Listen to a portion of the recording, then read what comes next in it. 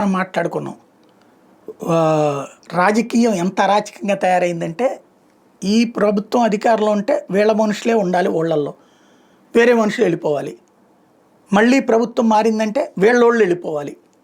దీనికి ఒక పరిష్కారం కాకుండా దీన్ని ప్రోత్సహిస్తూనే ఉంటారు నాయకులు. ఈ నాయకుల యొక్క ఆధిపత్యం కోసం చేసే రెచ్చగొట్టే చర్యల్లో బలిపశువులు అయ్యేది, సమిధులు అయ్యేది కార్యకర్తలే. ఇది ప్రధానంగా ప్రస్తావించాల్సిన అంశం. నిన్ననే చెప్పుకున్నాం మనం.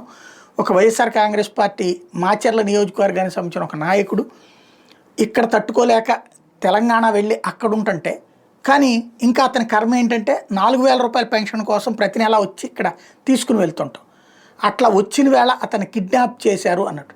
కిడ్నాప్ అయినటువంటి ఆ నాయకుడు హత్యకు గురైనటువంటి సంఘటన సంచలనం సృష్టిస్తోంది. పల్నాడు జిల్లా మాచర్ల నియోజకవర్గంలో పశువేముల గ్రామంలో ఈ సంఘటన చోటు చేసుకుంది. పశువేములకు చెందిన పండ్ల హరిశ్చంద్ర వైఎస్ఆర్సీపీలో క్రియాశీల నాయకుడు. రాష్ట్రంలో కూటమి ప్రభుత్వ అధికారంలోకి వచ్చిన తర్వాత హరిశ్చంద్ర లక్ష్యంగా టీడీపీ నాయకులు వేధింపులకు పాల్పడుతుంటే హరిశ్చంద్ర కుటుంబం గ్రామం వదిలి తెలంగాణలో నల్గొండ జిల్లా కనగల్ గ్రామంలో తలదాచుకుంటోంది. హరిశ్చంద్ర సామాజిక పింఛన్ డబ్బుల కోసం ప్రతి నెల గ్రామానికి వస్తుంటాడు.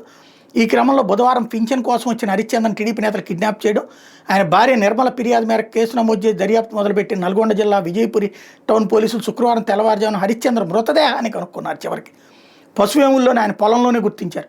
హరిశ్చంద్రను మొదట కర్రలతో కొట్టి గొంతు కోసి చంపి ఉంటారని, ఆ తర్వాత ముఖం గుర్తుపట్టకుండా యాసిడ్ పోసినట్టు పోలీసులు ప్రాథమికంగా నిర్ధారించారు.